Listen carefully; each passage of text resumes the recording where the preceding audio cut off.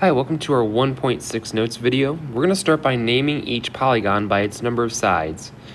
Then we'll classify as convex or concave and regular or irregular. As we go through these, I would suggest that you pause after we read all the directions. Try these problems on your own if you feel confident enough with it, and then I would unpause and check your work. So first of all, we've got 4 sides, quadrilateral,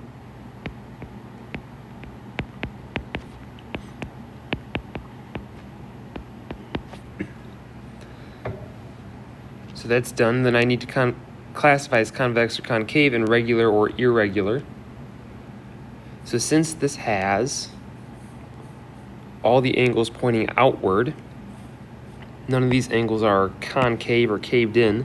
This is a convex polygon, and because the sides are not the same, it is irregular. I know it is a rectangle, but the sides are not all the same, so it is irregular. Number 2 here, we've got our triangle. This one is also convex. And because all the sides are marked as the same, all the angles are marked as congruent, that means that it must be a regular polygon. That's what regular means, that all the sides and all the angles are congruent. And our last one here, I've got 1, 2, 3, 4, 5. 5 sides is a pentagon. Notice here on the top that it is caved in. So it is concave. And some of these sides are different lengths, which makes it irregular.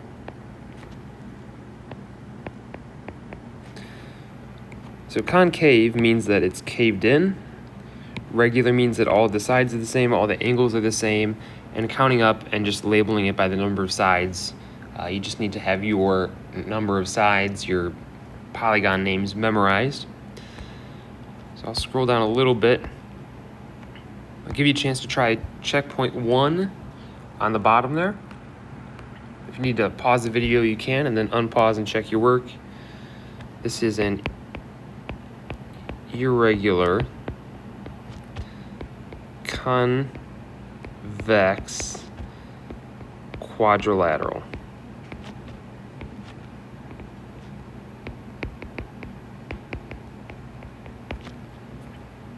One B, I've got 1, 2, 3, 4, 5, 6, 7, 8, 9, 10. So it's actually all the sides and angles are marked as the same. They're all congruent. So this is a regular. And notice how the sides are all caved in. Like here, they're caved in. It's a regular, concave, and 10 sides, decagon. And our last one here, this is a regular, convex, hexagon. Now we're going to move on to finding our perimeter and area formulas. I just put our regular polygons here, except for a rectangle, which is irregular, of course, and a circle, which is not a polygon.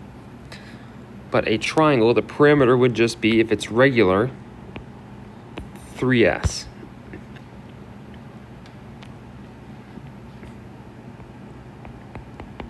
If it were irregular, I would put S1, S2, S3,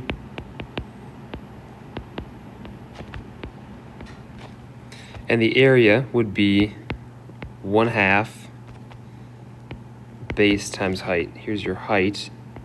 Note that your height is perpendicular to the base. The square of your perimeter is 4s because it's just 4 sides that are all the same. And your area is s squared, or side squared. Rectangle, you got 2 bases, top and bottom, and 2 heights, left and right, and your area is just base times height. And our last one, the circumference of a circle is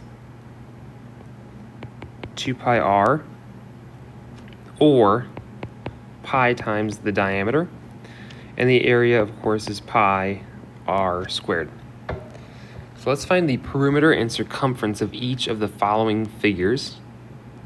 Sorry, perimeter, circumference, and area of each of the following figures. I would pause the video, unpause it, and check your work.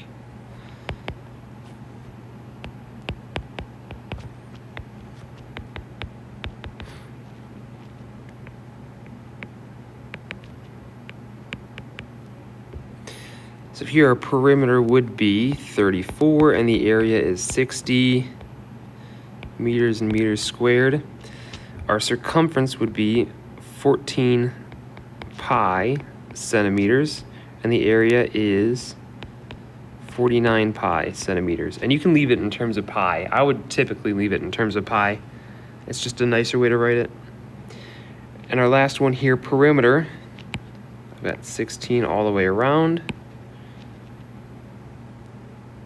48, and the area would be 1/2, 16, 14, which gets you 80 plus 32 is 112